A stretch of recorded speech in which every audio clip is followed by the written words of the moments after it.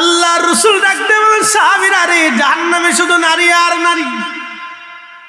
সাহাবীরা বললেন, হুজুর এত নারী সমাজ জাহান্নামে কেন? নবীজি বললেন, কুফরি করার কারণে তারা জাহান্নামে। সাহাবীরা বললেন, হুজুর তারা কি আল্লাহর সাথে কুফরি করেছে? বলে না। তাহলে আপনি রসুলের সাথে কি কুফরি করেছে? বলে না। আল্লাহর সাথে কুফরি করে নাই, আমার সাথে কুফরি করে নাই। কুফরি মানে বেঈমানি, নাফরমানি। আল্লাহর সাথেও নাফরমানি করে নাই, আমি নবীর সাথেও নাফরমানি করে নাই। তাহলে ইয়া রাসূলুল্লাহ তারা এত জাহান্নামে কেন যাবে? নবী বললেন, একটা ভুলের জন্য। বলে, হুজুর ভুলটা কি? বলে, তোমার স্ত্রীকে যদি তুমি সামান্য সারা জীবন ভরণ পোষণ দাও, তার জীবনে কখনো কোনো সময় তুমি দুঃখ রাখো নাই, সব সময় তার অধিকার তুমি সংরক্ষণ করেছ, তার ভরণ পোষণ তুমি দিয়েছ, তাকে ভালোবাসা দিয়েছ। জীবনের একটা পর্যায়ে যদি তুমি অসুস্থ হয়ে যাও, জীবনের একটা পর্যায়ে তুমি যদি ব্যর্থ হয়ে যাও, প্রিয় নবী ডাক দিয়ে বলে, সাহাবীরা তুমি তোমার স্ত্রীকে সারা জীবন ভরণ পোষণ দিলা, কোনো কিছুই তুমি তোমার স্ত্রীর জন্য অপূর্ণ রাখো নাই। সাহাবীরা রে, জীবনের একটা পর্যায়ে যদি তুমি ব্যর্থ হয়ে যাও, তোমার স্ত্রীকে কোনো কিছু দিতে না পারো, তাহলে তোমার স্ত্রী অকৃতজ্ঞতার মতো, নাফরমানির মতো বলেই ফেলবে, আমি তোমার ঘরে এসে কিছুই পেলাম না, তোমার ঘরে এসে কিছুই পেলাম না। এখনো বুড়া দাদি জরিনার দাদারে ডাক দেখা, আও জরিনা বাবা, তল্লিশ বছর তোমার সেবা করে গেলাম, সংসার করে গেলাম, 40 বছরে তোমার কাছ থেকে আমি কিছুই পেলাম না। এই একটা কথা যখন নারী বলবে, নবী বললেন, এই একটা কথা বলার কারণে ওই নারী জাহান্নামে চলে যাবে। এখন আমি যদি প্রশ্ন করি, বোন আমার, আপনার কাপড় কিনে কে দেয়? বলে স্বামী। চাল কিনে নিয়ে আসে কে? বলে স্বামী। আপনার ওষুধ কিনে কে দেয়? বলে স্বামী। আপনার ডাক্তার কে দেখায়? বলে স্বামী। আপনাকে ভালোবাসে কে? বলে স্বামী। আপনার কঠিন বিপদে পাশে দাঁড়ায় কে? স্বামী। আপনার নিরাপত্তার রক্ষা কবচের মতো আপনার পাশে ঢাল হয়ে দাঁড়ায় কে? স্বামী। আপনার মাথার উপরে ছায়া কে দেয়? বলে স্বামী। আপনার বিছানা কে হয়েছে? বলে স্বামী। সব যদি স্বামী হয়, তাহলে এতটা বছর স্বামীর সংসার করার পরে আপনি বলে ফেললেন, আমাকে কিছুই দিলা না, আমাকে কিছুই দিলা না। এটাই হলো নাফরমানি। নবী আমার বললেন, সাহাবীরা রে, এই একটা কথার কারণে নারী জাহান্নামে চলে যাবে, নারী জাহান্নামে চলে যাবে। শুধু এই নাফরমানির কারণে আমি নারী সমাজকে জাহান্নামে বেশি দেখেছি, নারী সমাজকে জাহান্নামে বেশি দেখেছি, নারী সমাজকে আমি জাহান্নামে বেশি দেখেছি। অনেক নারীরা স্বামীর অধিকার সংরক্ষণ করে না, স্বামীর হক তারা আদায় করে না, স্বামীর হক তারা আদায় করে না। আল্লাহর নবী গভীর রাত্রিবেলা ফিরে আসছেন, রাত অনেক গভীর, আস্তে করে দরজায় টোকা দিলেন খাদিজা, দরজা খুলে গেল, আর কোনো শব্দ নাই। নবীজি ডাক দিলেন, খাদিজা রে, তুমি কি ঘুমাও নাই? আম্মা জান বলেন, হুজুর রাতের আধারে কালেমার দাওয়াত দেওয়ার জন্য আপনি বাহিরে বাহিরে ঘুরেন, কত শত্রু আমার, ইয়া রাসূলুল্লাহ। আমি খাদিজা আপনারে বাহিরে রেখে ঘুমাইতে পারি না, আমি আপনার অপেক্ষায় দরজার পাশে ঠেস দিয়ে দাঁড়ায় থাকি। একবার জোরে বলা যাবে কি, ইয়া রাসূলুল্লাহ? ও নারী সমাজ, স্বামীর খেদমত কিভাবে করতে হয় একজন মা থেকে তুমি শিখে যাও। হযরত আম্মা জান খাদিজাতুল কুবরা 40 বছর বয়স ছিল, আমার নবীর 25 বছর বয়স ছিল। এমন ভাবে খেদমত করেছে, স্বামীকে এমন ভাবে খুশি করেছে। রাত্র গভীর, সবাই যখন ঘুমায় মা জননী তখন ঘুমান নাই, আমার রসুলের জন্য, স্বামীর জন্য দাঁড়িয়ে আছেন। রাত্র ফিরে আসার পরে আল্লাহর নবীজি সামনে খাবার রাখলেন, আল্লাহর নবী খাবার খেতে বসেছেন। স্ত্রী ছাড়া নবী খাবার খেতেন না, এবং নিজে স্ত্রীর সাথে একসাথে বসে খাবার খেতেন। প্রিয় নবীজি খাবার খেতে বসেছেন, সামনে অনেক খাবার। খাদিজা তুমি কি খাও নাই? বলে, ইয়া রাসূলুল্লাহ আপনাকে ছাড়া আমি কি করে খাবার খেতে পারি। নবীজি হাড়গুলি চাবাচ্ছিলেন, কিছু হাড়ের অংশ দেখবেন চাবানোর পরে থেকে যায়, ওইগুলি নবীজি রেখে রেখে দিচ্ছিলেন। আর আম্মাজান খাদিজাতুল কুবরা ওই হাড়গুলি আবার মুখের মধ্যে দিয়ে চাবাচ্ছিলেন। আল্লাহর নবী বলেন, খাদিজা ভালো খাবার তো সামনে আছে, তুমি এগুলি বাদ দিয়ে আমার চাবানো হাড় কেন চিবাচ্ছ? আম্মাজান ডাক দিয়ে বলেন, ইয়া রাসূলুল্লাহ, আপনার এই হাত চাবানো হাড়ের ভিতরে এত বরকত, এত মজা অন্য কোনো খাবারের ভিতরে নাই, সেই জন্য আপনার খাদিজা আপনার চাবানো হাত চিবিয়ে চিবিয়ে খাচ্ছে। একবার আওয়াজ তুলে বলা যাবে কি মারহাবা। নারীর অধিকার কি এবার আপনারা শোনাচ্ছি, ভালো করে শোনেন। আম্মাজান আয়েশা সিদ্দিকা রাদিয়াল্লাহু তাআলা আনহা রুটি বানাচ্ছিলেন। রুটি কি বানাচ্ছে? রুটি বানাচ্ছিলেন। আল্লাহর নবী পাশে বসে বসে রুটি বানাচ্ছে। নবীজি রুটি বানায়, নবীজি রুটিগুলো আগুনের উপর চেয়ে দিচ্ছে। আম্মাজান আয়েশা সিদ্দিকা বলেন, ইয়া রাসূলুল্লাহ, আপনার কষ্ট হবে, আপনি রুটি বানাবেন না, আপনার হাতে আগুনের ছোঁয়া লাগবে, ব্যথা পাবেন। নবীজি ডাক দিয়ে বলেন, আয়েশা রে, আমার কি মন চায় না আমি তোমার কাজে তোমার সাহায্য করি? একবার জোরে বলা যাবে কি মারহাবা।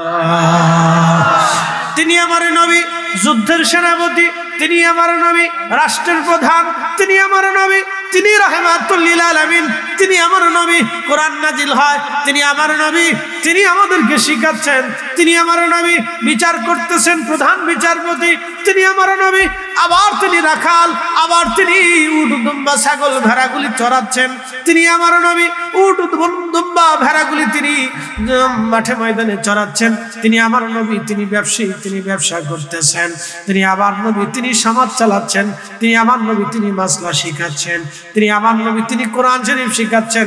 আবার 11 জন স্ত্রী আমার নবীজির, আমরা 11 জন মা, 11 জন মাকে তিনি সময় দিচ্ছেন।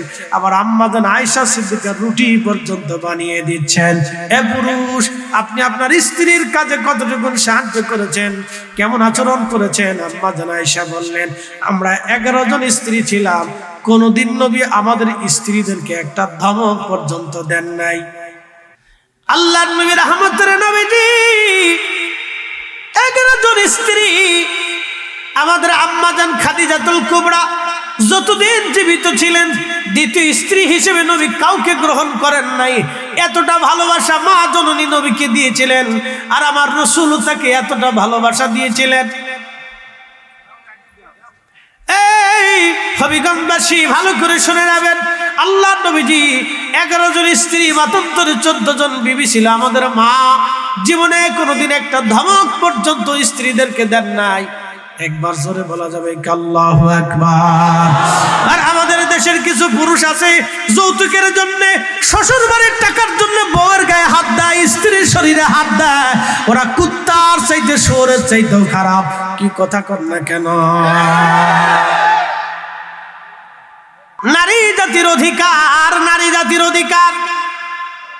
আমরা এখনই যদি সতর্ক না হই, তাহলে আমার বোন, আমার মেয়ে, আমার নাতি, আমার সন্তানদেরকে বিয়ে দেওয়ার সময় যৌতুক আসবে। আমরা যৌতুক নেব না, যৌতুক দেব না। এই কথা কর না কেন? ঠিক আছে কিনা? হাতুচে করে বলেন, হাতুচে করে বলেন, যৌতুক দেব না। জোরে বলেন, যৌতুক দেব না, যৌতুক নেব না। যৌতুকের টাকা যেরকম হারাম, কুত্তার গোশত ওইরকম হারাম। কি কথা কর না? জোরে বলেন, জোরে বলেন। যৌতুকের টাকা যেমন হারাম, সুদের টাকা ওইরকম হারাম। কথা কর না কেন?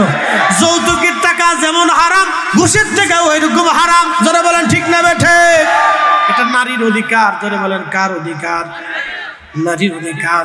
এই অধিকার যদি বাস্তবায়ন আমরা করতে না পারি, তাহলে আগামীর সমাজ অন্ধকারে নিমজ্জিত হবে, আমাদের বাচ্চারা, আমাদের সন্তানরা বিপদগ্রস্ত হবে। আল্লাহর নবী এটাকে চিরতরে হারাম করে দিয়ে গেছেন, একবারে মাটির নিচে কবর দিয়ে গেছেন নবীজি। অতএব যৌতুক দেওয়াও হারাম, নেওয়াও হারাম। আমরা যৌতুক যারা দিবে, যারা নিবে, যৌতুক যারা নিতে চায়, ভাববেন ছোট লোক। ফাতিমাতুজ জাহরা রাদিয়াল্লাহু আনহার বিয়ে হয়ে গেল। প্রিয় নবীজি ফাতেমার ঘরের আসবাবপত্রগুলি কিনে কিনে ফাতেমার বাড়ি পাঠালেন। হযরত আলীর চাওয়া লাগে নাই, ফাতেমার ঘরে আল্লাহর নবী নিজে কিনে কিনে আসবাবপত্র দিয়ে দিলেন। একসাথে বলবেন না মারহাবা। ফাতেমার বাড়িতে নবীজি আসবাবপত্র দিয়ে দিলেন। শোনেন, ধনী ব্যক্তির বাড়িতে যদি আপনার মেয়ে বিয়ে দেন তাহলে কিছুই দিলেও চলে, না দিলেও চলে, তবে জামাইকে এবং আপনার মেয়েটার জন্য কিছু আসবাবপত্র বৈঠকন দেওয়া, এটা সুন্নতে রাসূল, আমার নবীর জীবনের সুন্নত। জামাই বাড়ি কিছু কিনে কাটা সুন্দর করে এটা সেটা দিয়া একবারে দারুণ দারুণ জিনিস দেওয়া, এটা সুন্নতে রাসূল। আসবাবপত্র দিতে পারেন, হাড়ি পাতিল দিতে পারেন, উপঢৌকন হিসেবে কাপড় চোপড় আরো আনুষঙ্গিক জিনিস দিয়ে দেওয়া, এটা সুন্নতে রাসূল, কিন্তু চেয়ে নিতে পারবেন না। আর শ্বশুর বাড়ির পক্ষ থেকে যদি জামাইরে কিছু না দেন তাহলে এটা হলো কিপটেমি, এটাও ছোট লোকি প্রথা। ভালো করে শুনে যাবেন মুসলমান, রহমতের নবীজি, প্রিয় নবীজি হযরত ফাতিমাতুজ জাহরা রাদিয়াল্লাহু আনহা একদিন হযরত আলী রাদিয়াল্লাহু আনহুর সাথে মনোমালিন্য হয়েছে। সাবধানী, মনোমালিন্যটাকে আপনারা আবার বেশি উপর্যুপরি নিয়ে যাবেন না। হয়তো দুইজনের মনে মালিন্য হয়েছে, কোনো কথাই হয়তো মিলে নাই, কিন্তু হযরত আলী রাগ করে বসেছেন, রাগ করে ঘর থেকে বের হয়ে চলে আসছেন। মসজিদের নববীতে এসে হযরত আলী শুয়ে আছেন মাটির উপরে। যদি কখন আপনার অনেক রাগ হয়ে যায় তখন আপনি দাঁড়িয়ে থাকলে বসে পড়বেন, বসার পরও যদি রাগ না মিটে যায় তাহলে আপনি মাটির মধ্যে শুয়ে পড়বেন। দেখবেন মাটিতে শুয়ে যাওয়ার সাথে সাথে আপনার রাগ মাটির সাথে মিশে যাবে, মাটির সাথে মিশে যাবে, মাটির সাথে মিশে যাবে। আল্লাহর নবী, রহমতের নবীজি, প্রিয় নবীজি আমার হযরত ফাতেমার বাড়িতে গেলেন। যাওয়ার পরে দেখলেন আলী নাই। ফাতেমা রে, আমার আলী কই? দেখেন জামাইরে তালাশ করতে গেছে নবী আমার। ফাতেমা রে, আমার আলী কোথায় আছে বলো। হযরত ফাতেমা বললেন, আব্বা জান, আপনার আলীর মনে দুঃখ দিয়ে ফেলেছি, মনটা খারাপ করে ঘর থেকে বের হয়ে কোথায় যেন চলে গেছে। আল্লাহর নবী রাগ করে বসলেন, ফাতেমা করছো কি? তুমি আমার আলীর মনে দুঃখ দিয়ে ফেলছো।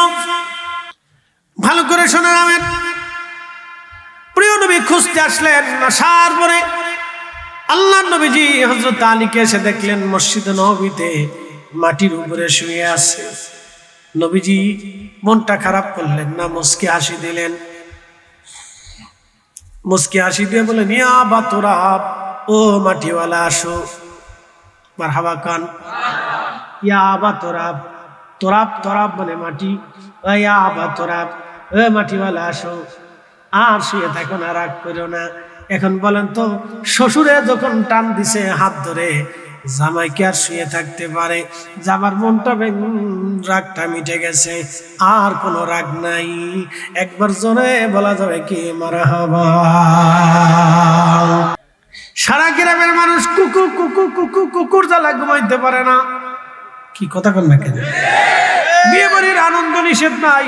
রাসূলের জামানায় বিয়ে বাড়িতে নারীরা গীত গাইতো। গীত বলা হয় সঙ্গীত, এবং গীত বলা হয় গান বলা হয়। নারীরা গান গাইতো।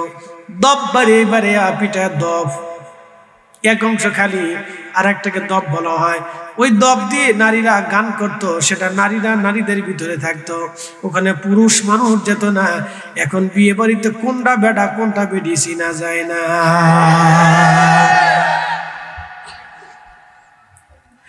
বিয়ের শুরুতেই যখন ফাজলামি হয় তখন ওই বিয়ের ভিতরে বরকত থাকে না।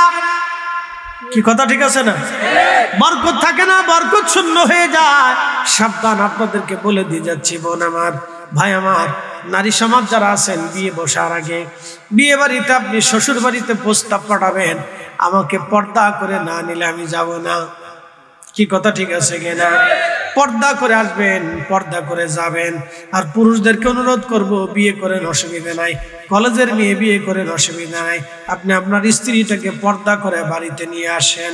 পর্দা আপনি তারে বুঝান, পর্দা শিখান। পর্দা যদি শিখাইতে পারেন, আশা করা যায় আপনার স্ত্রী কামিয়াবি হবে, আপনাদের সন্তান কামিয়াব হবে।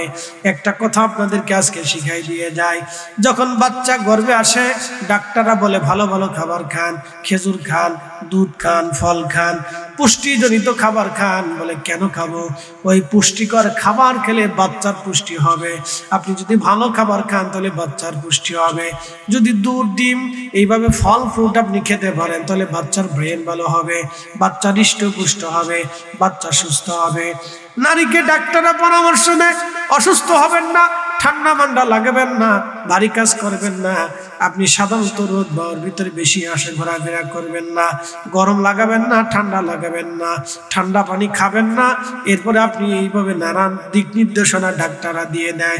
পুষ্টিজনিত খাবার খাবেন, এই খাবার খাবেন।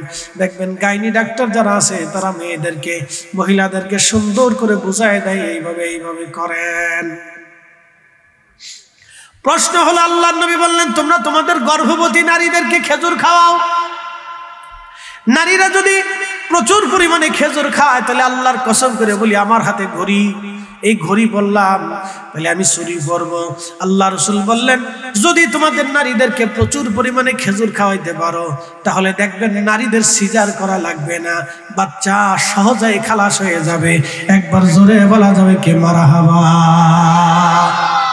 আম্মা জান আয়েশা সিদ্দিকা একদিন খামার গলির সামনে নিয়ে মা জননী চোখের পানি ফেলে ফেলে কাঁদতেছিলেন। সাহাবীরা বলেন মা কাঁদেন কেন? উম্মাহাতুল মুমিনিন, আপনি মুমিনদের জননী। তিনি সেই মহিয়সী নারী যার থেকে 2200 হাদিস এই উম্মত শিখেছে। তিনি মুহাদ্দিসুদ দুনিয়া ছিলেন, দুনিয়ার সব পুরুষ এবং নারী জাতিদেরকে এই উম্মতে মুহাম্মাদি আম্মা জান আয়েশা হাদিস শিখিয়েছেন। তিনি আমাদের উস্তাজা, আল্লাহু আকবার। হাদিসের উস্তাজা, ফিকের উস্তাজা, এই ইলমের উস্তাজা হলেন আম্মা জান আয়েশা সিদ্দিকা রাদিয়াল্লাহু আনহা। এই উম্মতের উস্তাজা তিনি, এই উম্মতের উস্তাজা হযরত আম্মা জান আয়েশা। আম্মা জান আয়েশা সিদ্দিকা হুজরা শরীফে বসে বসে ডুকরিয়ে ডুকরিয়ে কাঁদে। সাহাবীরা বলেন আম্মা জান এইভাবে কাঁদেন কেন? আম্মা জান বলেন সাহাবীরা রে তোমরা জানো না আমার রসুলের বাড়িতে চুলাতে 1 মাস পর্যন্ত চুলায় আগুন জ্বলতো না। কোনদিন এমন দিন গেছে সারাদিন পরে একটা খেজুর আমার রসুলের সামনে আমরা দিতে পারতাম, বাকি সময় কোনো খাবার ছিল না। সাহাবীরা রে দামি দামি খাবার আজকে তোমরা আমার সামনে দিয়েছো, কিন্তু আমি আয়েশা এমন দিন দিন চলে গেছে, সপ্তাহের পর সপ্তাহ, মাসের পর মাস চলে গেছে, নবীজির চুলাতে আগুন জ্বলতো না। আমরা না খেয়ে থাকতাম, শুধু পানি খেয়ে থাকতাম, ক্ষুধার ভিতরে থাকতাম। কোনোদিন খেজুর জুটত, কোনোদিন খেজুর জুটত না। তারপরও একজন মা কোনোদিন নবীর দরজা ছেড়ে চলে যান নাই, কোনোদিনও কোনো মা নবীর দরজা ছেড়ে চলে যান নাই। কোনো মা বলেন নাই হুজুর আপনি আমাদের হক নষ্ট করেছেন, আমাদের হক মিটাইতে পারতেছেন না, কোনোদিন কোনো মা বলেন নাই। আম্মা জান এতটা ধৈর্যশীল ছিলেন, আমার রসুলের বাগানে আমার নবীর বাড়িতে না খেয়ে থাকতেন। তারপরও আম্মা জানরা দুঃখের কথা কখনো কারো কাছে বলতেন না। একদিন নবীজির কাছে সমস্ত মা জননীরা আসছে, ঘিরে ধরেছে, ইয়া রাসূলুল্লাহ আমরা আপনার অনেকজন স্ত্রী, আজকে বলতেই হবে আপনি স্ত্রীদের মধ্যে কাকে বেশি ভালোবাসেন? আপনি আজকে বলবেন। নবীজি মুস্কি হাসি দিয়ে বলেন বিবিরা রে আগামীকাল ফজরের নামাজের পরে আমি বলবো আমি কাকে বেশি ভালোবাসি। সারা রাত আম্মা জানরা কাটাইলেন, কালকে রসুল বলবে কাকে নবী বেশি ভালোবাসে। প্রিয় স্বামীর ভালোবাসা পাওয়ার জন্য সমস্ত স্ত্রীর উদগ্রীব। নবীজি রাত্রিবেলা এশার নামাজ পড়লেন, এশার নামাজ পড়ে কিছু খেজুর নিলেন। এক খেজুর নিয়ে আম্মা জান আয়েশার ঘরে যা বলেন আয়েশা রে একটা খেজুর দিয়ে বলেন আয়েশা তোমাকে খেজুরটা দিলাম, আমি তোমাকে বড্ড ভালোবাসি। আম্মা জান সাউদার ঘরে যা বলেন সাউদা রে আমি তোমাকে বড্ড ভালোবাসি, একটা খেজুর দিলেন। আম্মা জান উম্মে হাবিবার ঘরে যা বলেন হাবিবা রে আমি তোমাকে বড্ড ভালোবাসি, একটা খেজুর দিলেন। আম্মা জান উম্মে সালমার কাছে যা খেজুর একটা দিয়ে বলেন উম্মে সালমারে আমি তোমাকে ভালোবাসি, খেজুর তোমাকে দিলাম। এইভাবে আমার নবীর প্রত্যেকজন বিবি, আমাদের প্রত্যেকজন মায়ের কাছে নবীজি একটা করে খেজুর দিলেন। খেজুর দিয়ে চলে আসলেন। সকালবেলা ফজরের নামাজ পড়ে নবীজি হুজরা মোবারকে আসলেন। হুজরা শরীফে আসার পরে সমস্ত মায়েরা, সমস্ত আমাদের আম্মা জানরা প্রিয় নবীকে ঘিরে ধরলে বলেন, ইয়া রাসূলুল্লাহ, আজকে আপনি তো বলার কথা, আপনি কাকে বেশি ভালোবাসেন আপনি দয়া করে বলে দেন। আম্মা জানদের উদ্দেশ্যে নবীজি মুস্কি হাসি দেয়া বললেন, আমার বিবিরা রে, কালকে এশার নামাজের পরে আমি যারে খেজুর দিছি তারে ভালোবাসি। আল্লাহু আকবার। এখন আম্মা জান আয়েশা কে আলহামদুলিল্লাহ। দেখেন স্ত্রীদের সাথে রাসূলের সম্পর্ক কেমন ছিল।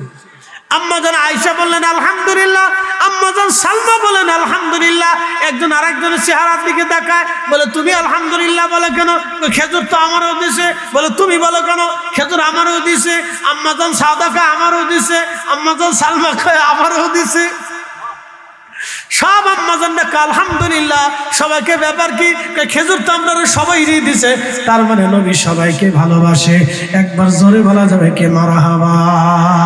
আল্লাহর নবী বলেন, আমার উম্মতেরা, তোমরা যদি দুইটা বিয়ে করো, কয়টা? বাংলাদেশে চিন্তা করতে পারবে? চিন্তা করার আগে গবেষণা করে নিয়ে, বিপদ আছে। তেঁতুল তিতা, নিম তিতা, তিতা পানের জ্বর, তার সাথে ওদিকে তিতা 203-এর ঘর রে, 203-এর ঘর। যে দুটো বিয়ে করছে সে দুনিয়ার থেকে জাহান্নাম দিকে গেছে। সুখ নাই তার, জীবনেও সুখ পাবে না, জীবনেও সুখ পাবে না, সুখ পাবে না। ভালো করে শুনে নেন, সে ঘুমাইতে সুখ পাবে না, খাইয়া সুখ পাবে না, চুলে সুখ পাবে না, হাইটে সুখ পাবে না, বাজারে গেলে সুখ পাবে না, রাস্তায় গেলে সুখ পাবে না। আর শুনে যাবেন ভাই আমার, ভালো করে শুনে যান, আমার প্রিয় নবীর 11 জন স্ত্রী, আমরা 11 জন মা ছিলেন, কিন্তু কোন মা কোনোদিন কারোর সাথে ঝগড়া করেন নাই, মতনৈক্য করেন নাই, মতবিরোধ করেন নাই, না খেয়ে আমার রাসূলের দরজায় থেকেছেন। একবার জোরে বলা যাবে কি আল্লাহু আকবার।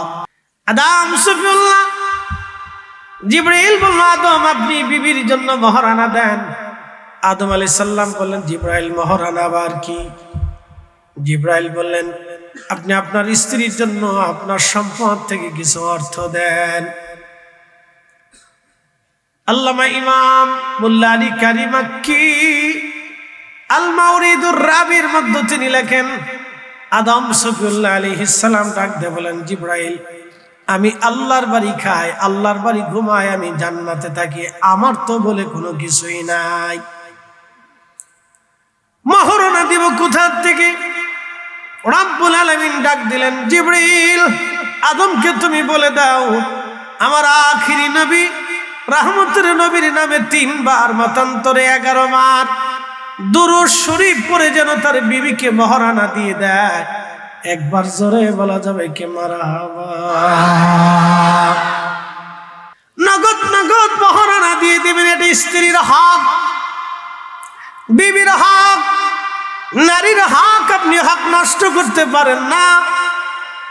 অর্ধেক দিয়ে তারপর অর্ধেক মাফ চাইলেন, জরিনার মা মাফ করে দাও, তুমি তো আমার, আমি তো তোমার, আমার তো আছে তোমার, তোমার যা আছে আমার। পাম্পটির দিন চলবে না গো, চলবে না। নারীরা খুশি, হুজুরে আল্লাহ বাঁচায় রাখুন, হুজুরে 100 বছর আল্লাহ বাঁচান। আর হুজুর যেন প্রত্যেক দিন এই ওয়াজ করে, এটা বেটিরা খুশি হয়েছে আজকে। এটা নারীর হক দিতেই হবে আপনাকে, মহারানা স্ত্রীর হক আপনাকে দিতে হবে, যে কোনো মূল্যে স্ত্রীর হক আপনাকে আদায় করতে হবে।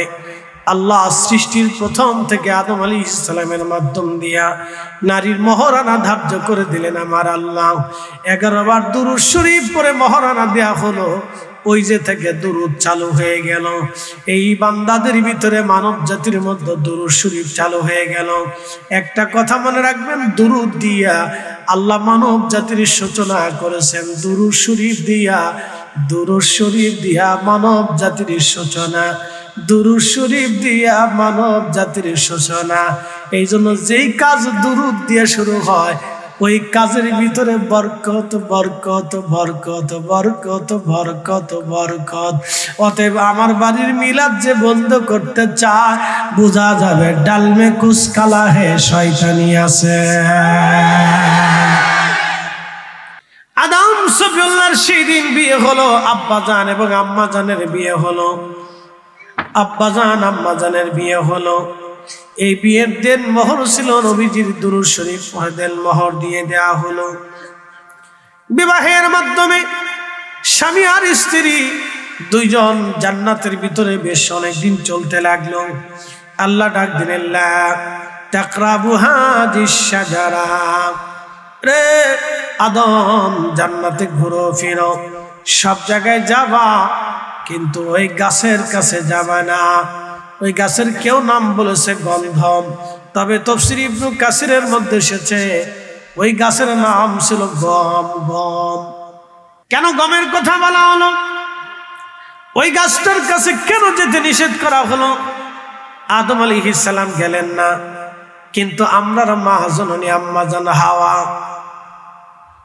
জান হাওয়া, পুরুষ জাতিরা ভালো করে বুঝে যান, স্ত্রী তো আনবেন, কিন্তু বিবিরে তাকওয়া শিখাবেন, আদব শিক্ষা দিবেন, বিবিরে পর্দাপর্শিতা শিক্ষা দিবেন, বিবিরে নামাজ শিক্ষা দিবেন, বিবিরে রোজা শিক্ষা দিবেন। বিবির সাথে দেখেন শিক্ষা দিতে হবে আপনার স্ত্রীকে। ভালো করে বুঝে যান ভাই আমার। আদম সফিউল্লাহ আলাইহিস সালাতু ওয়াস সালাম গন্ধমের কাছে গেলেন না বটে, কিন্তু মিস্টার ইবলিস তার বসে নাই, ওটা বারবার আম্মাজানের কাছে আসতে লাগলো। হাওয়ারে, তুমি জানো না সেই ফলটা কত দামি, কত মজা। এই ফল যদি তুমি খাও তাহলে চিরদিনই জান্নাতে থাকবা, তোমার এই জান্নাত থেকে কেউ বের করতে পারবে না।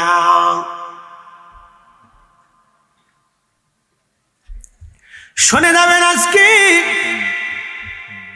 জান্নাতের ভিতরে হযরতে আম্মা জান হাওয়াকে যখন শয়তান বারবার এইভাবে প্ররোচনা দিতে লাগলেন আম্মা জানকে, শয়তানের কথায় আম্মা জান ধোঁকায় পড়ে গেলেন। আম্মা জান শয়তানের কথায় সেই সময় তিনি বুঝতে পারেন নাই, তিনি ফান্দে পড়ে গেলেন, গন্ধম আম্মা জান খেয়ে ফেললেন। আম্মা জান গন্ধম খাওয়ার পরে বারবার আদম আলাইহিস সালামের কাছে এসে কয়, স্বামী রে, এটা দারুণ খাবার, আপনি একবার খেয়ে দেখেন, খুবই চমৎকার দারুণ খাবার। এই গন্ধম খাওয়ার সাথে সাথে আম্মা জানের প্রত্যেক মাসে নারীদের যেই অসুস্থতা আসে, সেই অসুস্থতা আম্মা জানের চাপ দিল। আর আল্লাহর জায়গা পাক, আল্লাহর জান্নাত পাক। আর আম্মা জান আদম আলাইহিস সালামকে বারবার খাওয়ার জন্য অনুরোধ করতে লাগলেন। হযরত আম্মা জান হাওয়া আলাইহিস সালামের কথায় আদম আলাইহিস সালাম খেয়ে ফেললেন। আর আদম আলাইহিস সালামের পেশাব পায়খানায় চাপ দিয়ে বসলো। খুব মনোযোগ দিবেন। বেহেশতের ভিতরে দুইজনের এই অবস্থা আসার পরে আল্লাহ পাক রব্বুল আলামিন শরীর থেকে পোশাক ফেলে দিলেন। পোশাকগুলি খুলে পড়ে গেল তাদের। তারা তখন লজ্জা স্থান ঢাকার জন্যে, তাদের ইজ্জত ঢাকার জন্যে আদম আলাইহিস সালাম 3টে পাতা নিলেন, আর আম্মা জান হাওয়া 5টা পাতা নিলেন। 3 পাতা 5 পাতা, 3 পাতা 5 পাতা। পুরুষের জন্য কাফন 3 টুকরা, আর নারীর জন্য কাফন হলো 5 টুকরা। একবার জোরে বলা যাবে কে মারহাবা। যত সোনা দানার মালিক হন না কেন 5 টুকরা, জোরে বলে। যত সোনা দানার মালিক হন না কেন 5 টুকরা। পুরুষ যত হাজার কোটি টাকার মালিক হন না কেন মাত্র 3 টুকরা। কি কথা ঠিক আছে কি? সব থেকে ধনী যে তার জন্য 3 টুকরা, সবচেয়ে গরিব যে তার জন্য 3 টুকরা। আমাদের 3 বারের প্রধানমন্ত্রী বেগম জিয়া মারহুমা, তিনি কবরে চলে গেলেন কয় টুকরা? যারা বলেন কয় টুকরা? অথচ লক্ষ লক্ষ মানুষ তার জানাজায় উপস্থিত হলো, মাত্র 5 টুকরার 1 টুকরাও বেশি দেওয়ার সুযোগ হলো না। কি কথা কর না কেন, ঠিক কিনা? এই নারী সমাজ শুনে যাবেন, বলে হুজুর আদম হাওয়ার ঘটনা কেন উঠাইলেন? এই জন্য উঠাই, নারীরা পুরুষের হক বুঝে না। নারীর অনেক সময় পুরুষের হক বোঝে না, স্বামীর হক তারা বোঝে না।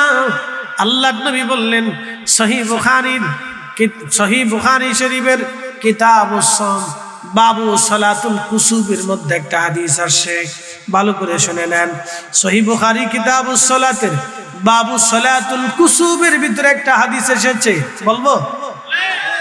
তাহলে আমার বেডির আর ভোট দিতে দেন, বলি ভোট দিক আর না দিক, তারপর বলে দিয়েছে একসাথে কোন আল্লাহু আকবার।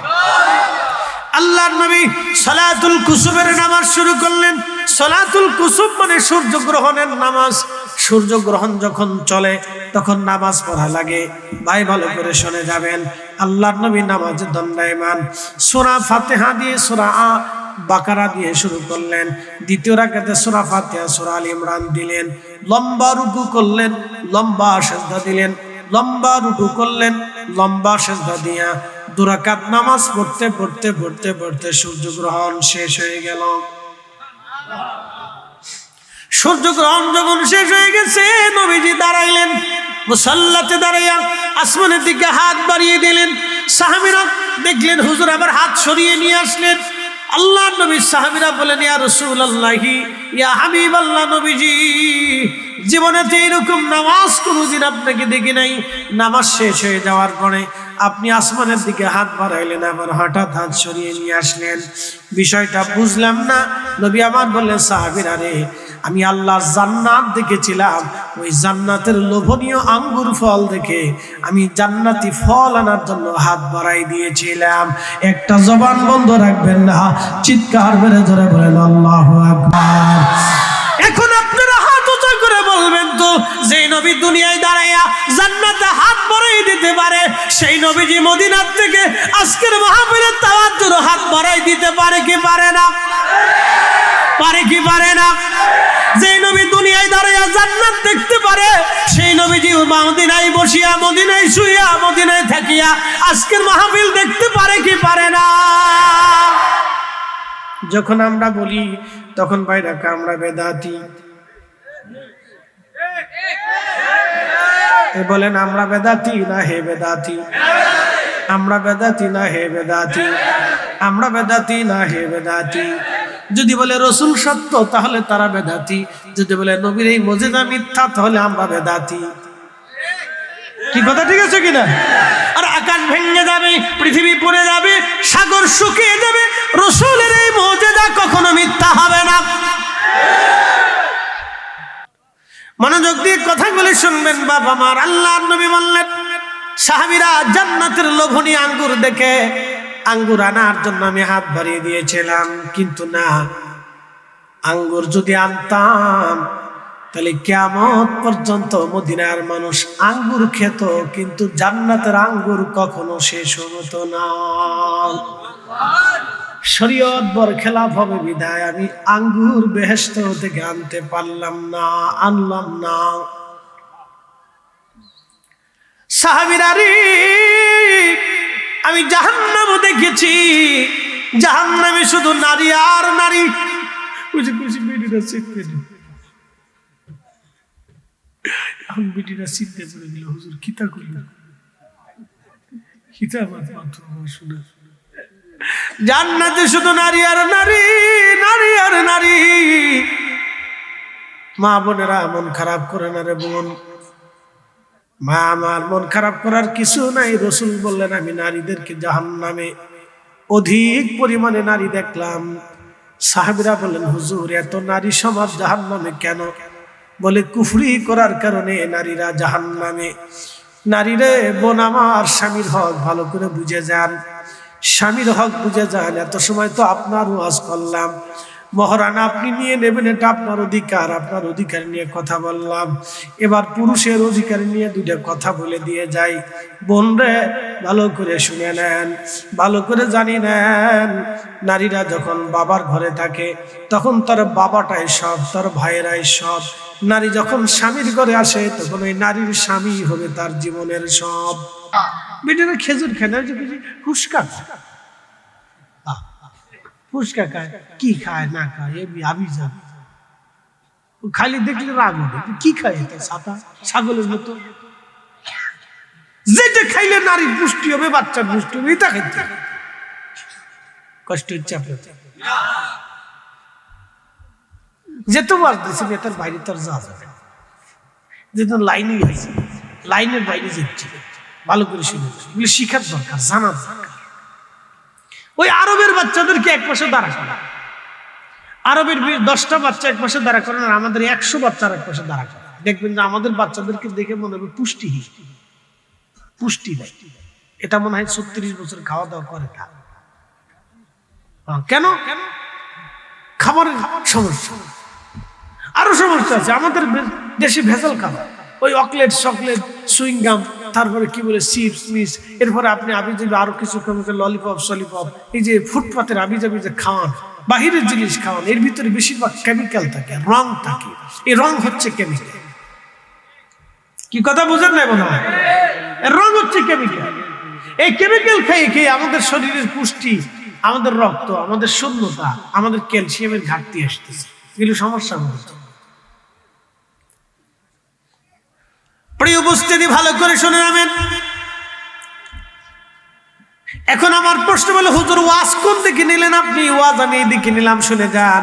এখন আমার প্রশ্ন হলো, মা খেলে যদি বাচ্চার খাওয়া হয়, মার স্বাস্থ্য ভালো থাকলে যদি বাচ্চার পুষ্টি হয়, মা ভালো মন্দ খেলে যদি বাচ্চার ভালো মন্দ খাওয়া হয়ে যায়, মা ঘুমাইলে যদি বাচ্চার ঘুম হয়, মা সুস্থ থাকলে যদি বাচ্চা সুস্থ হয়, তাহলে আমার প্রশ্ন হলো, মা যদি বেহায়া হয়, তাহলে মায়ের পেটের ভিতরে থাকে বাচ্চাটাও বেহায়া হওয়ার সম্ভাবনা থাকে। এই জন্য বাচ্চা কোলে নিয়ে, বাচ্চা পেটে নিয়ে নারীদেরকে কোরআন তেলাওয়াত করা উচিত, নামাজ পড়া উচিত, জিকিরে ফিকিরে থাকা উচিত, ভালো কাজ করা উচিত, সত্যবাদিতা হওয়া উচিত, আমানতদারিতা হওয়া উচিত, দানশীলতা হওয়া উচিত, সুন্দর ব্যবহার থাকা উচিত, সুন্দর আচরণ থাকা উচিত। যখন মা বাচ্চা পেটের ভিতরে নিয়ে, সন্তান পেটের ভিতরে নিয়ে মা সুন্দর আচরণ করে, সুন্দর নিয়মবর্তিতার মধ্যে চলে, তাহলে বাচ্চাটাও ভবিষ্যতে ওইভাবেই মানুষে উঠবে। আল্লাহর ওলি, মহান ওলি হুজুর গাউসে পাক মায়ের পেটের ভিতরে থেকে মা কোরআন শরীফ পড়লেন, পড়তে পড়তে মা হাফেজা ছিলেন। মা পড়তে পড়তে হুজুর গাউসে পাক রাহিমাহুল্লাহকে আল্লাহ এমনটাই দয়া করলেন, মায়ের পেটের ভিতর থেকে আল্লাহর কোরআন শরীফকে আল্লাহ সিনার ভিতরে ঢুকায় পাঠাই দিলেন। একবার আওয়াজ তুলে বলা যাবে আল্লাহু আকবার। তেলের গাড়ি তেলে চলে, হাওয়ার গাড়ি হাওয়ায় উড়ে, বিনা তেলে চালাই গাড়ি নবী সুলাইমান। আমরা সেই মুসলমান, আমরা সেই মুসলমান। নারী সমাজ শুনে যাবেন এইগুলি, নারী সমাজ ভালো করে শুনে যাবেন। ওই তো নি, ওই তো নি, হ্যাঁ আওয়াজ ছেড়ে মুখ ছেড়ে বলেন, ওই তো নি, মিলাদ ওই তো নি, দুরুদ ওই তো নি, দোয়া ওই তো নি। ঠিক আছে, রহস্য হলো এটা, মানব জাতির শুরু হয়েছে দুরুদ দিয়ে। মানব জাতির শুরু হয়েছে দুরুদ দিয়ে। এই জন্য কোন কাজ দুরুদ দিয়ে শুরু করলে ওই কাজের ভিতরে বরকত থাকে। দোয়া দুরুদ ছাড়া কবুল হয় না, নামাজ দুরুদ ছাড়া কবুল হয় না, ইবাদত দুরুদ ছাড়া কবুল হয় না, হজ দুরুদ ছাড়া কবুল হয় না। দুনিয়ার যত ইবাদত করবেন দুরুদ ছাড়া ওটা আসমানের উপরে যায় না। যখনই দুরুদ পাঠাবেন তখনই আল্লাহ রাজি হয়ে যায়, তখনই আল্লাহর দয়া হয়ে যায়, তখনই আল্লাহর দরবারে সেটা কবুল হয়ে যায়। দুরুদ না হলে কবুল হয় না। এই জন্য মানব জাতির শুরুই হয়েছে দুরুদ দিয়া। যে কোনো কাজ যখন দুরুদ দিয়া শুরু হবে ওই কাজের ভিতরে আল্লাহ বারিত সাকিনার বরকত নিহিত রাখে। একসাথে বলবেন না মারহাবা। রহস্য জানিয়ে দিচ্ছি, তোমার আমল করে কাজে লাগবে। তবে একটা কথা মনে রেখেন, অজু ছাড়া দুরুদ হয় না। কি সারা, কি সারা, অনেকে তো মুইতেই পানি লাগে, উজু করবো কোন সময়, পেশাব করে পানি লাগে, শ্যালো মেশিন স্টার্ট করে দিছে, এই পেশাব টেশাব শেষ হয়ে যাওয়ার পরে 2 লারা দিয়ে হাঁটা শুরু করে।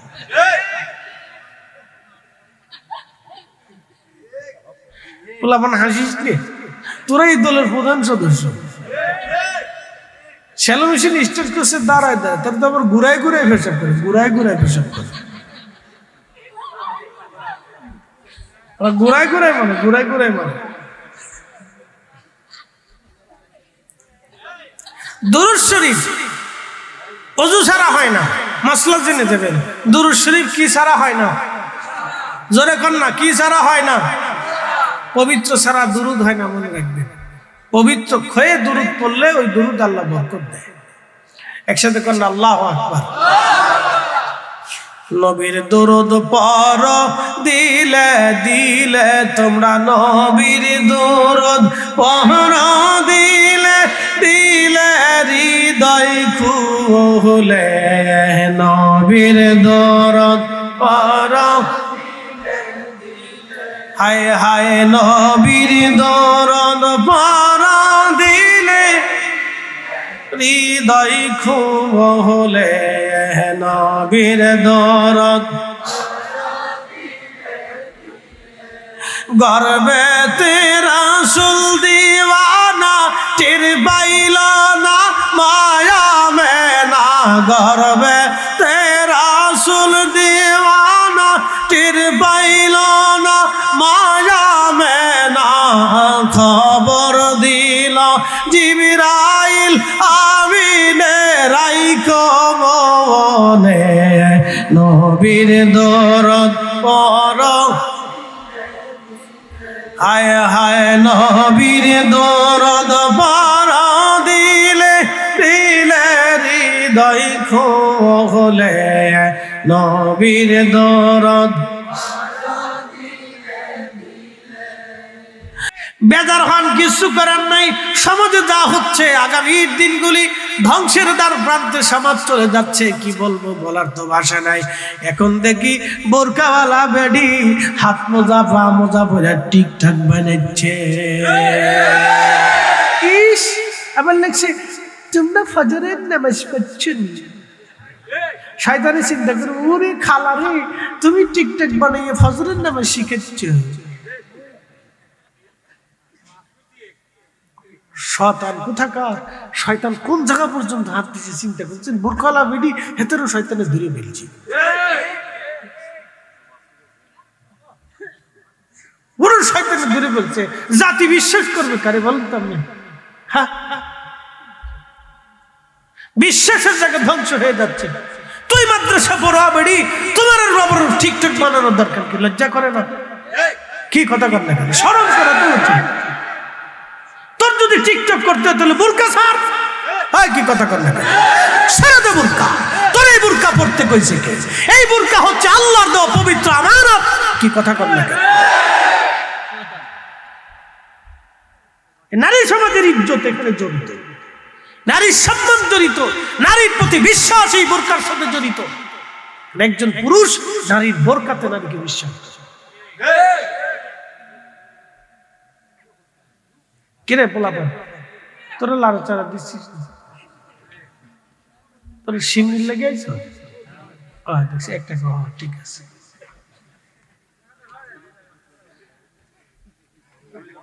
কিরে তুই করতে আসলি? যে হাসি দিছ সেই হাসির দামই 5,000 টাকা। আচ্ছা ঠিক আছে, থাক থাক থাক, লাড়াচাড়া দিয়ে পাগলের লাড়াচাড়া দিলে এত নৌকা লড়াইব খালি। তাও একবার প্রথম কাতারে বলছি, কি মুসল্লি বুঝি, খুব ফাঁকা মুসল্লি।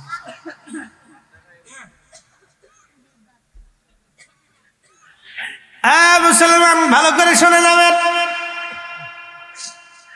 শ্রেষ্ঠ নবী দিলাম রে তরিয়ে নিতে রোজ হাসরে, শ্রেষ্ঠ নবী দিলাম রে তরিয়ে নিতে রোজ হাসরে, পথ না ভুলি তাই তো দিলে পাক কোরআনের বাণী, খোদা তোমার মেহেরবানি। আল্লাহুম্মা সাল্লি আলা, জবান খুলে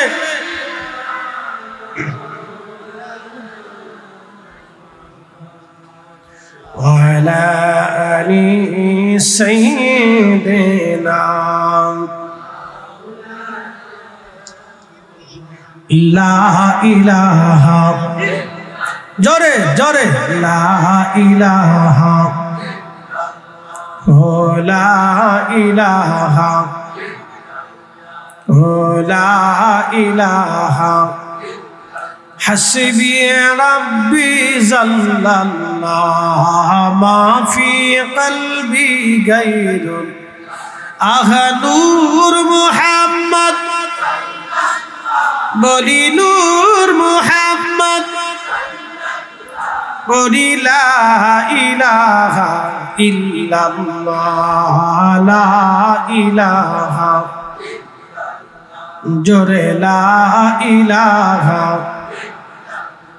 ও লা ইলাহা আওয়াজ তুলে আল্লাহ আল্লাহ আল্লাহ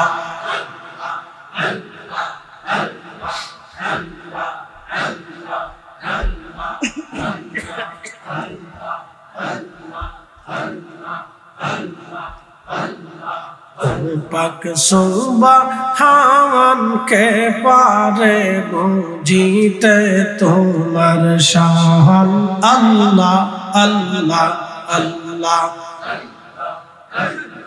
জিন্দা কে মারিতে পারো জিন্দা কে মারিতে পারো মহরাত পারো দিতে জান তুমি মহরাত পারো দিতে জান কে পারে জিতে তোমার শান আল্লাহ আল্লাহ আল্লাহ আল্লাহ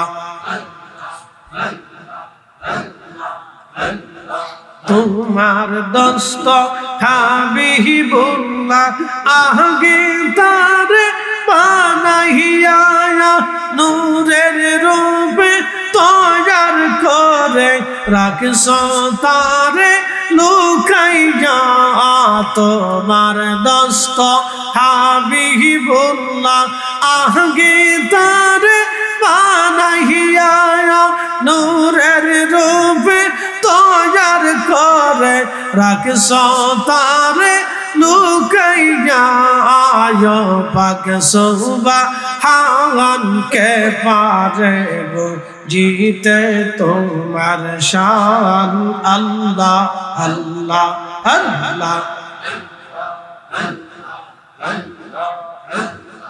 জিন্দা কে মারিতে পারো জিন্দা কে মারিতে পারো মহরার পারো দিতে জান তুমি মহরার পারো দিতে জান কে পারে জিতে তোমার শান আল্লাহ আল্লাহ আল্লাহ আল্লাহ আল্লাহ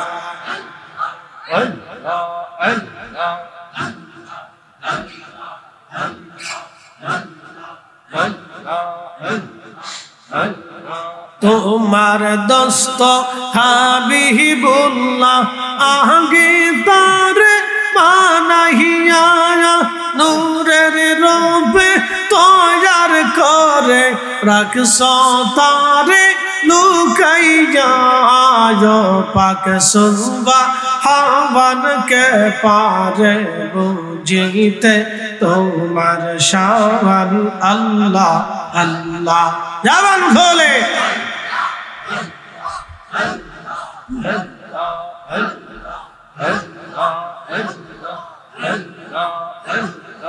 আল্লাহ আল্লাহ আল্লাহ আল্লাহ আল্লাহ আল্লাহ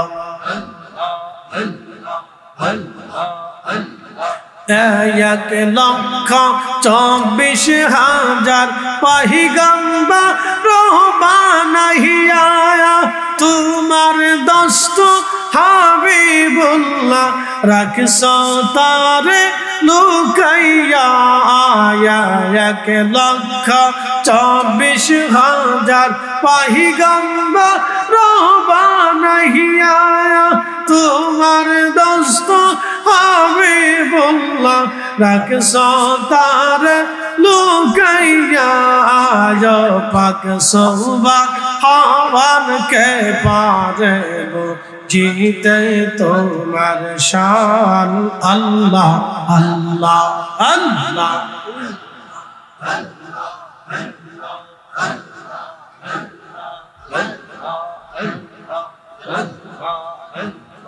আল্লাহ আল্লাহ আল্লাহ আল্লাহ আল্লাহ আল্লাহ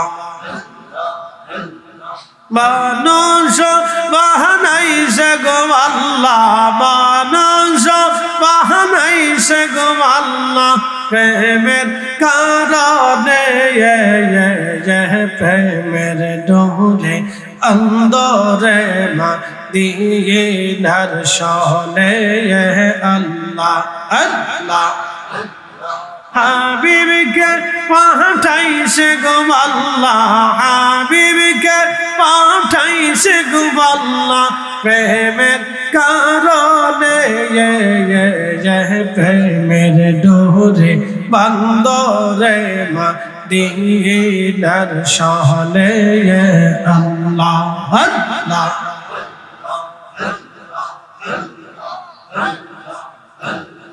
আল্লাহ বানাইলেন কত জাতি হইল না তার প্রেম প্রীতি আল্লাহ বানাইলেন কত জাতি হইল না তার প্রেম প্রীতি অবশেষে মানুষ বানায় অবশেষে মানুষ বানায় প্রেমের কারণে প্রেমের ডোরে বন্দরে মা দিনার শনে আল্লাহ আল্লাহ আল্লাহ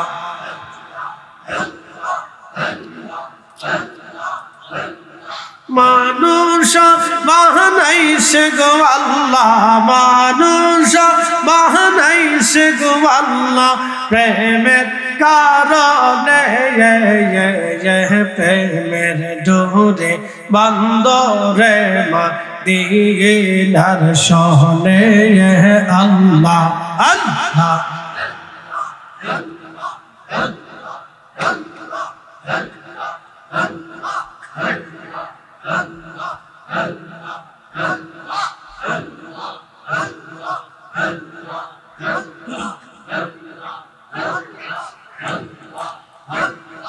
আল্লাহ বানাইলেন কত জাতি আল্লাহ বানাইলেন আসমান জমিন আর বানাইছেন রাজাত রোজার দিন হাবিবকে পাঠাইলেন গো আল্লাহ আদমকে বানাইছেন গো আল্লাহ প্রেমের কারণে প্রেমের ডোরে বন্দরে মা দিনার শনে আল্লাহ আল্লাহ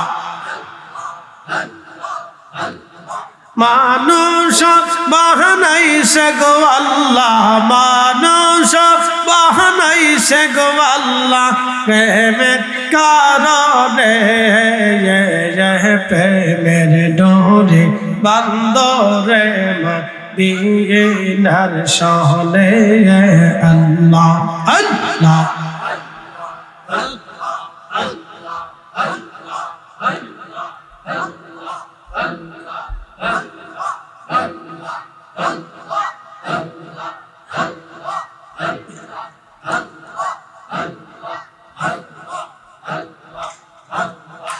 لا إله إلا الله محمد رسول الله صلى الله عليه وسلم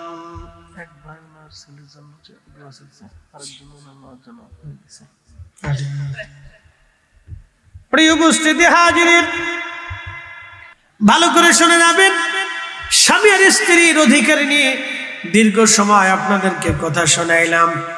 কথায় যদি কেউ কষ্ট পান মাফ করে দিবেন। ভাই, স্বামী আর স্ত্রীর জীবনটা হলো আমাদের জীবনের এক অবিচ্ছেদ্য অংশ। পৃথিবীতে বেঁচে যদি থাকেন 50 বছর, তাহলে 25 বছর আপনার স্ত্রী নিয়ে সংসার করতে হয়। অতএব জীবনটা একটা পাঠ শিখে যেতে হবে। এখানে অনেক সুন্নত আছে। সর্বপ্রথম আপনাদেরকে বুঝাই দিয়ে যাই, স্ত্রী বিয়ে করে নিয়ে আসার পরে 1 নম্বর তারে পর্দা শিখাইতে হবে।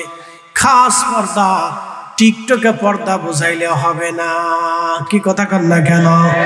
এখন আছে টিকটকে পর্দা, এই টিকটকে পর্দা না, খাস পর্দা। আপনার স্ত্রী পর্দা করে চলবে, গায়রত মেনে চলবে। এইভাবে আপনি আপনার স্ত্রীকে পর্দা শেখাবেন। আর বিয়ে করে নিয়ে আসার সময় পর্দা করাইয়া বিয়ে করে আনবেন। এখনকার যুবকরা এটা করে।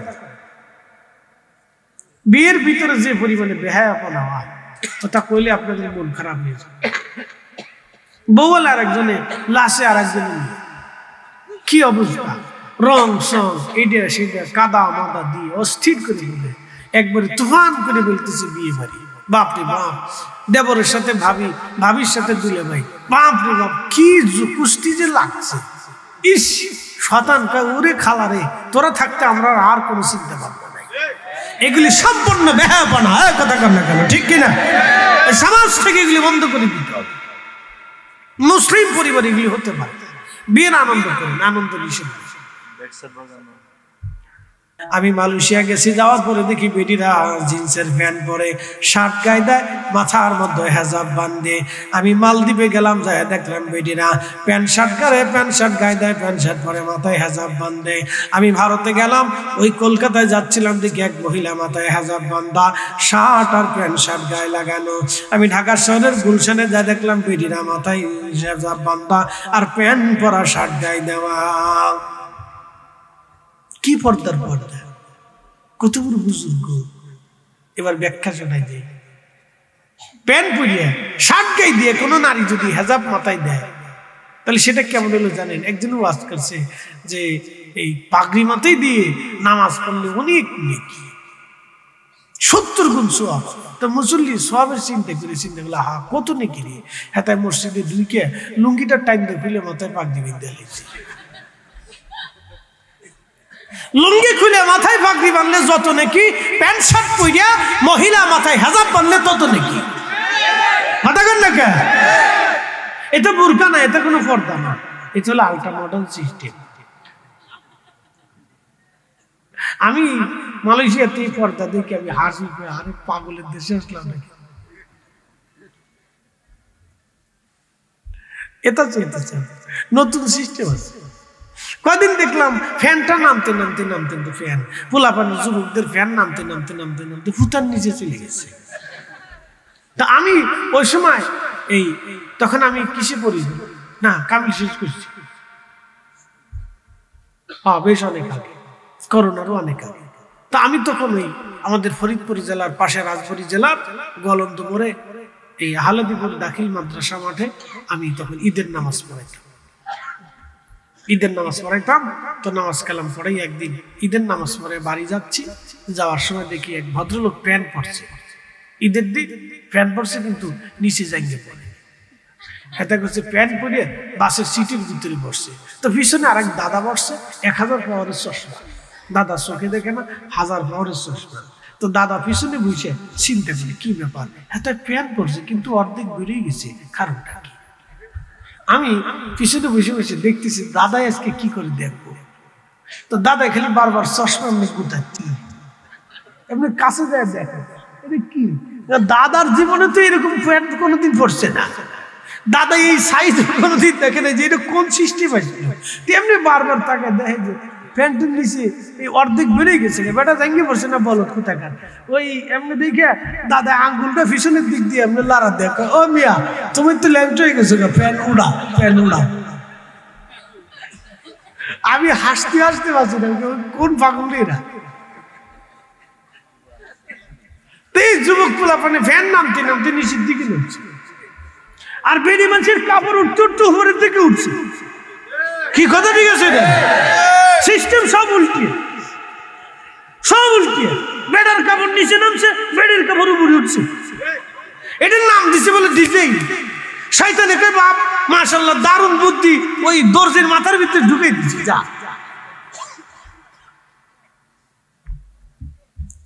সাবধান, এই সমস্ত পোশাক আমাদের পরা যাবে না। যে পোশাক আমার শালীনতা ভদ্রচিত্ততা নষ্ট করে দেয়, এটার ভিতরে যাওয়া যাবে।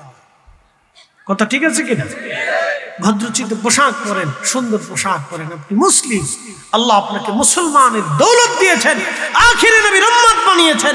আপনি জানেন সে কত বড় দামি নবী, যাকে এই রজব মাসের 26 তারিখ দিন যায় রাত্রেবেলা লাইলাতুল মেরাজে সপ্তম আসমান পাড়ি দিয়ে মহা সমারোহে, মহা সম্মানে, মহা ইজ্জতে, মহা তাজিমে আল্লাহ জিবরাইলকে দিয়ে বরাকের পিঠে চড়াইয়া মহা ইজ্জতের সাথে আল্লাহ একবার উফুকিল আলাতে বিমা লা ইয়ালামু ইল্লাল্লাহ, নূরের জগতে এত উপরে দিগন্তে নিয়ে আল্লাহ তার রাসূলকে সরাসরি দিদার দিয়ে গল্প করেছেন, কথা বলেছেন, মর্যাদা দিয়েছেন।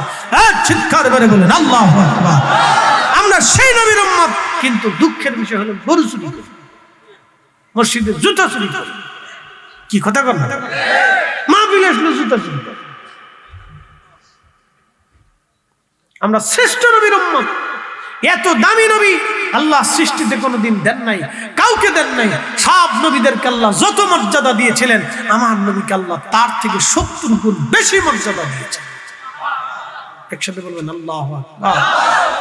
আরে সে রাসূলের জিন্দেগির দিকে যদি তাকান, পেটের মধ্যে খাবার ছিল, পাথর দিয়ে নবীজি কাপড় দিয়ে পাথর চেপে গেঁথে রাখতেন। প্রিয় নবীর ইন্তেকাল হয়ে গেল।